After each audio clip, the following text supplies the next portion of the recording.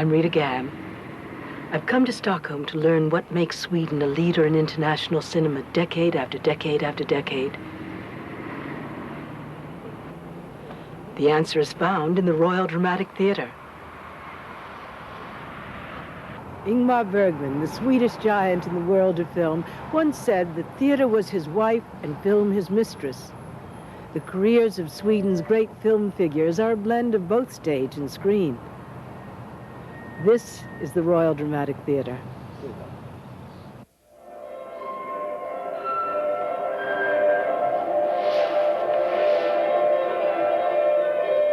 Starring in everything from Bergman tragedies to Woody Allen comedies, Max von Sydow has great versatility. How does he do it? I think the answer is that I was brought up, well, actually in this building, which in those days had an acting academy. That's where I learned my craft. From here, I went out to what we have in this country, the municipal theaters. Rather small repertory companies in the major cities where young people get great opportunities to do just anything.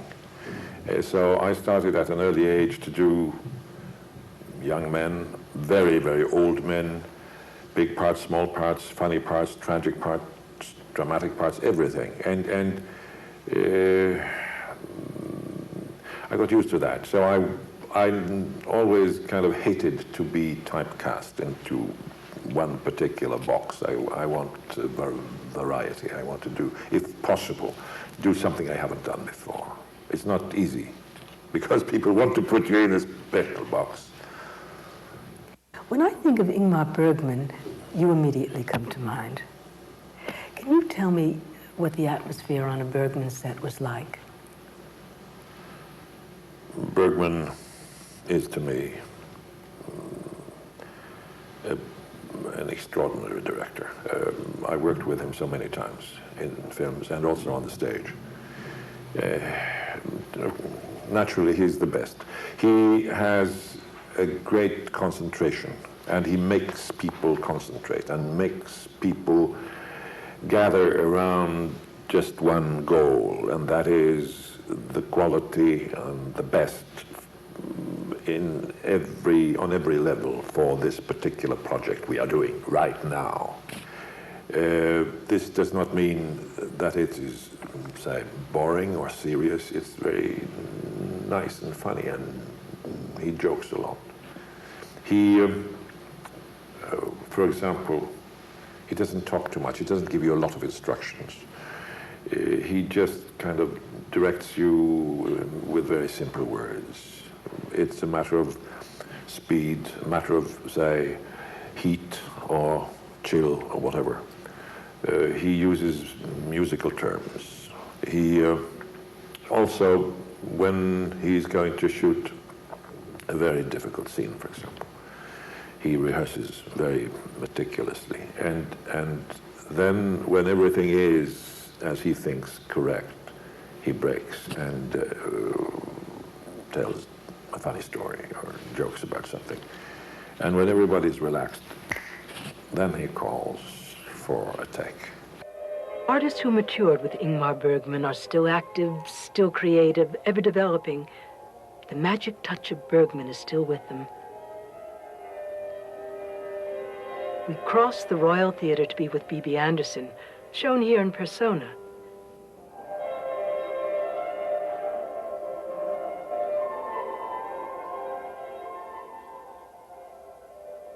Meeting in her dressing room, I asked Bibi what it was like to work with Bergman. I have been formed professionally by him. I'm not a very disciplined person, but I think that if I had not seen that it's necessary, I would have not been doing it still. And a great love for people, because by investigating about human nature, what do you really mean, what is the real essence in this scene, I mean, I love people, and he has, by letting me act, or giving me that chance, I have been able to do that job. What I'm going to do next is, we're starting Tuesday with the Peer Gynt by Henrik Ibsen, with Bergman as a director, and I'm doing Mor Åse, the mother. Yeah, I'm now into these mother's parts, and that's how life is. Sweden, more than any other country, has provided wonderful women stars to Hollywood. Why is this? Why do you think this is? Well, as all over the world, I think it's the man behind. You know, we have a long tradition of filmmaking, and how that came about with Sjöström and Stiller, I'm sure wasn't even more accidental. It was an art form that attracted these people very early. And as always in the history of cinema, they needed actresses, and they were very good directors, and they developed gradually. And Stiller discovered Garbo when she was 18. And then they went both to Hollywood, as you probably know, and she succeeded and he did less well.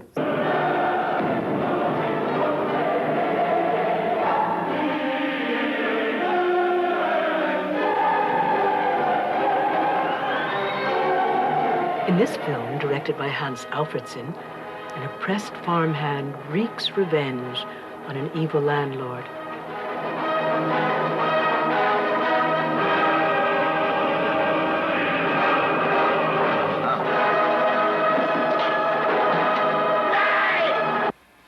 Ohne Pelzmütze bist du verloren. Wallenberg is the real-life story of the valiant Swedish diplomat who, in World War II, in Hungary, rescued thousands of Jews from the Nazis.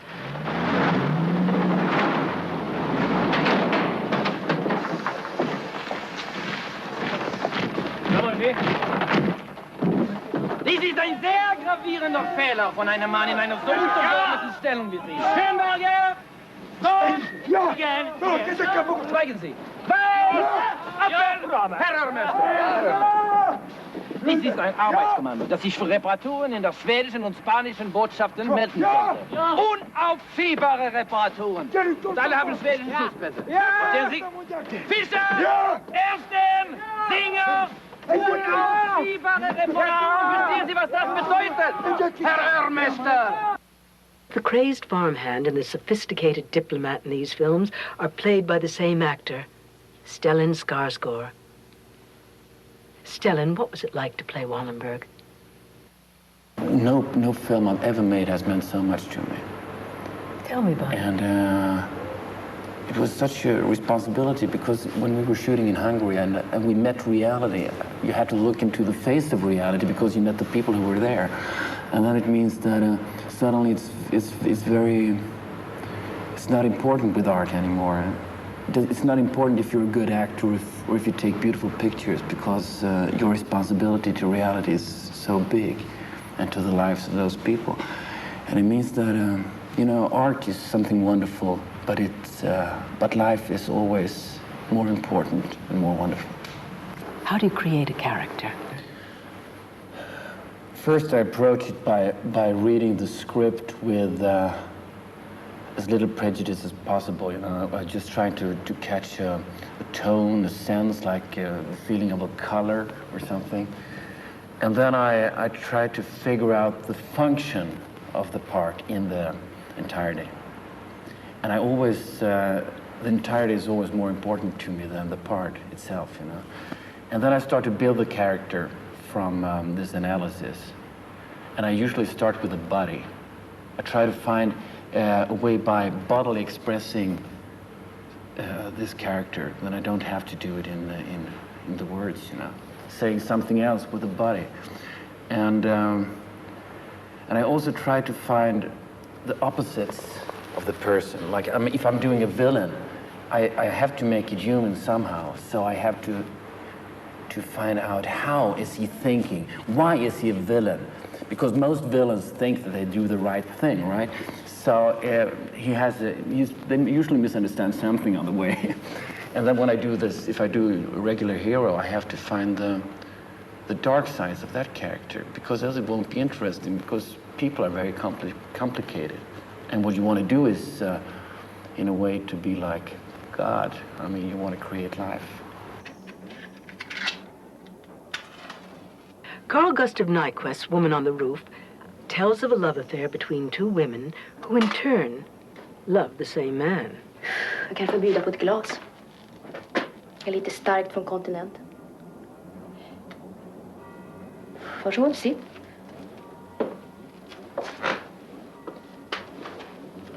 Det är skönt att slippa fira min inflyttning helt ensam.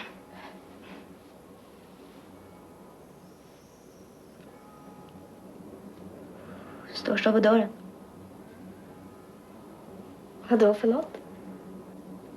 Men den lukten från mörkrummet där inne. Nej då. Jag har vant mig från mitt arbete. Ja, visst ja.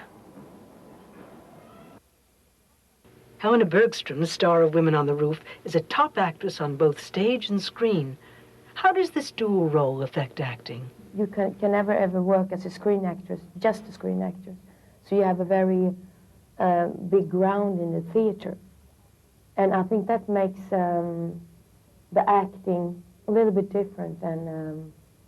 And you really work from the ground if you work with theater and film. What's a typical day like when you work on both stage and screen? Often you rehearse, if you rehearse something at the theater, you rehearse from 10:30 to 3. And then if you just work at the theater, you play during the night. But often, as I have done now the last years, is some of the films I made in Stockholm is then I film during the day and play during the evenings. So it can be pretty tough, really. What makes Swedish cinema different from other cinemas in other countries? It's a little bit slow. It's not so much action, I think, as in America. But the action, I think, is very much inside. And I like that. It's a little bit of the Swedish mentality. What is the Swedish mentality? What it is? I think it's very hard to get to know a Swede. And you think that they can be, that they are boring and uncommunicate. I don't know if the word. Communicate. Oh yeah. But if you get to know a Swede, you really know the person, I think. Swedish cinema has a strong tradition of eroticism. What accounts for this? The rumor of Sweden and Swedish girls is very erotic, I think. And I don't know.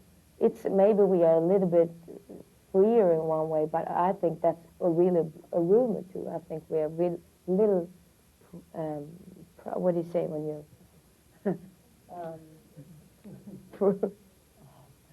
prudent too? So it's, I think, very much a rumor.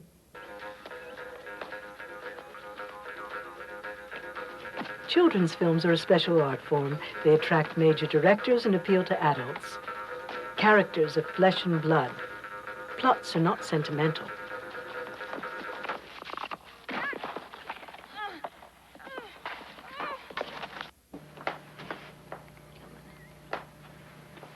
My Life as a Dog, about a child, was a great international hit. A little boy sent to the country discovers the world of grown-ups. Lite mer så. Jag känner mer som om du drog barnet ner mot dig. Så. Jag skulle fånga en rörelse när du är precis på väg att kyssa barnet.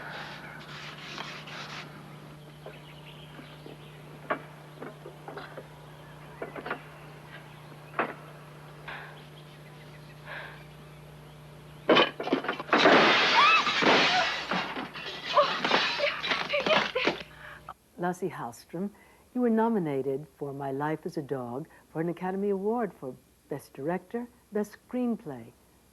It was about a young boy's loneliness and discovery. Now, it's well known that it's difficult to work with children. What was your experience? Yeah, it was pretty noisy, I must admit. But it was really also very rewarding working with kids and sensing how it made them progress and grow, being able to contribute for real to the adult world. that we're actually working together on a real thing. We're not, makes them really grow and feel inspired. How did you find this extraordinary little boy? Oh, he was very precocious and very intuitive, and he wasn't afraid at all of showing emotions on screen, so he was just great. Was he a child actor or was he a child? He is a child. We don't have child actors here. We have no agencies. We have no, you know. And he's still at school, and he's not aiming at all to become an actor. He wants to become a professional soccer player still. Your films have a light touch. What do you think? Do you consider them comedies? And my inspiration as a director of comedy was early Milos Forman comedy, which was really just slight twists of reality. He was really going lower and lower in key with his comedy, and I was inspired from these early Forman movies in my Swedish work. And that was also an inspiration for me working on my American comedy Once Around, to try to lower the voice and go lower in key instead of going higher, because I think in general American comedy has hit the ceiling with its tone. It's becoming so loud, and I wanted to go the other direction. How did you like working in America? I wanted to sort of force myself out of the somewhat suppressed atmosphere I sometimes feel here. The Puritanism, the burden of Luther, the fact that the number one rule, as we say here, which is the Jante rule, is never believe you are anybody, is the number one rule. And that is sort of said mostly for fun, but there is a truth to that. And I really enjoyed the American sense that you don't have to be ashamed of success, and don't have to be ashamed of pretending that you are someone. And I think I needed that. Any good advice for us Americans? If you want to accept Swedish cinema and foreign cinema in general, you really have to practice on going to subtitle movies. Just the fact that you have this cultural hang-up with subtitles, you have to overcome. And this prejudice that you can't read a subtitle on a TV screen because it's too small, it's not true. We read subtitles here all the time. Daniel Bergman is Ingmar Bergman's talented son. He directs children's films. I asked what attracted him to this genre. What attracted me was when I did my children films, it was the story of Astrid Lindgren, her story Brenda Brave and Goodnight Mr. Vagabond, which I filmed.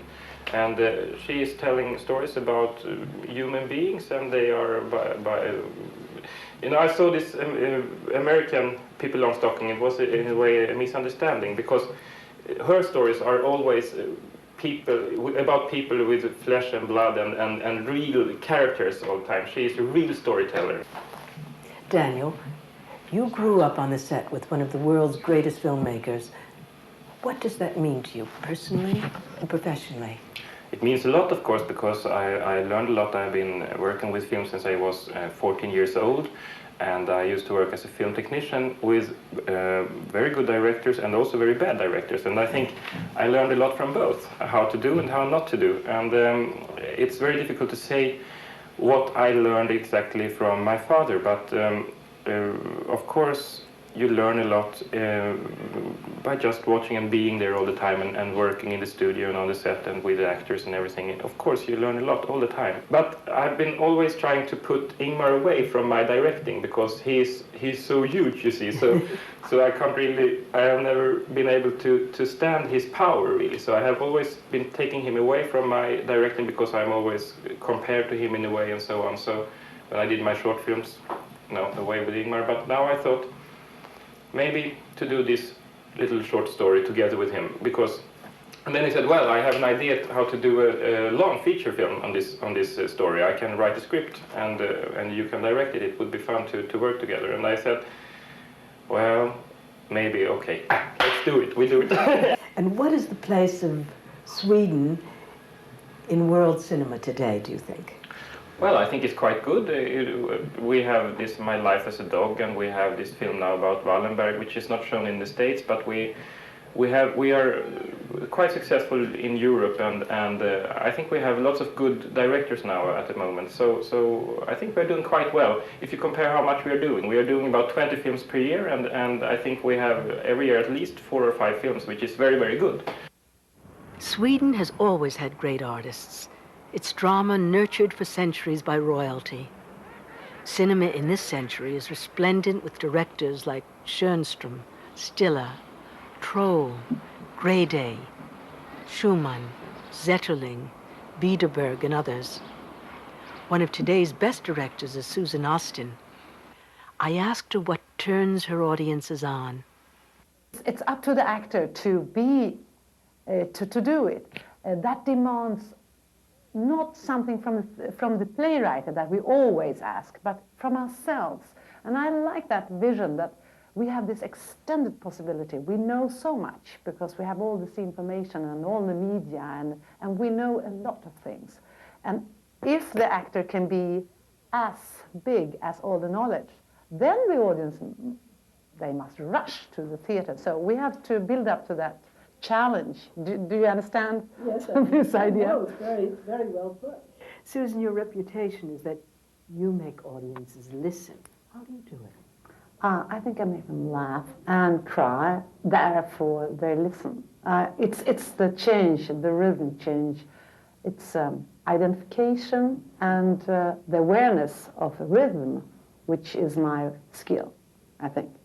It's wonderful. Is it difficult for a woman director to succeed in the male-oriented film industry of Sweden? No, I mean, I have got all the support. I cannot complain. I mean, some of the best supporters have been men producers helping me. But in a way, I think the male-oriented industry is slow. They are slower. When the theater discovered the women audience as a very active audience, and they are really the main theater audience, the women. The film industry, they were slow. They didn't realize that there is a potential in the cultural aware women. And I said, let's do a film for the women by a women director. They will come. And they were shy and not easygoing. And sometimes I think they're slow and they are more, they're not so quick. They're not so elegant. You've likened the work of a director to that of having a job in a shipyard. Explain your views on being a director, also the actor-director relationship. I think I'm making a map. I'm a very process-oriented director. I have to have very good actors, and I do my things with specific actors. And then I say, we're in this together. I have this idea. We are going through that forest. I put out the orientation map, but let's go and dive and look. And it's very much a research, and I want to do daring things that no one has tried, because there are very good things tried out, but I want to do the things not tried out. And then I have to have brave actors. Social protest has long been part of Swedish film. Here's Bo Biederberg's The White Game. Ja, kom in. Leif shows corruption in business. Ja, du vill ju ha den sista debeteringen personligen, eller hur? Idiot! Har du inte läst tidningen? Nej. Och så släpper du hit de här två.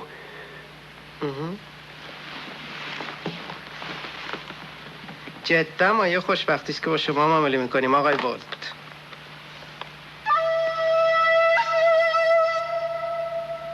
Man from Mallorca shows corruption in government, and the honest detectives nearly lose.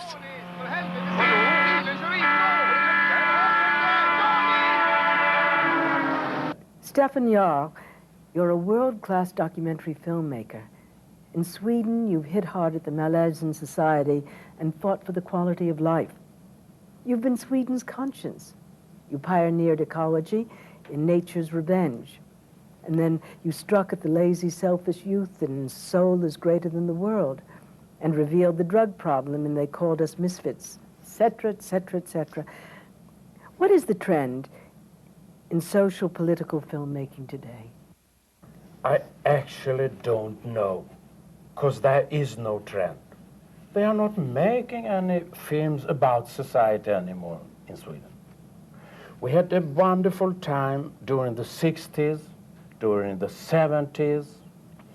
The Social Democratic Power, which has been in power for 50 years here, they wanted films of this kind. They had a culture politic for that kind of films to be produced. Nowadays, when we have a problem here in Sweden with the economy and so on, they don't want to have any films that, at all, that can disturb or criticize the power. I want them to be afraid of my films. I want more films to be made in Sweden about the Swedish soul. I think that Ingmar Bergman has made some films which is quite good. They tell you what it is being a Swede. We have had a welfare society for more than 60 years, but we are not happy. We are not happy and laughing, and we are not happy. We are not happy people. We have everything. We have got everything, but we don't feel well. We are unhappy. We drink too much. They use too much drugs, the kids. Why? This is supposed to be a model for other countries. So why are they unhappy? So I'm very concerned with this. And of course you have to make films about this very special Swedish problem. Driving through the Swedish countryside, we thought of this and other challenges. Decreased government subsidies seriously threaten the film industry. A population of 8 million people provide a small audience. And there's the loneliness and darkness that come with the cold north. But the Swedes are wonderfully talented. They love bright colors and have a tremendous zest for life.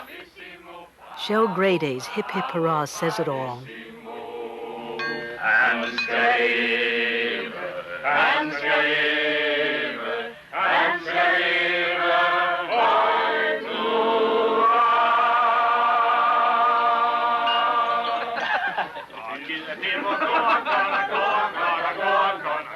Det var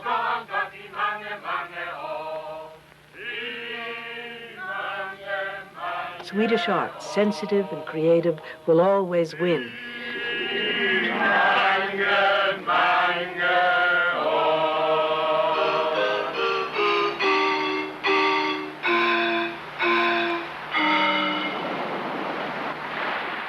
Bravo, bravissimo, bravo, bravissimo, bravo, bravo, bravissimo.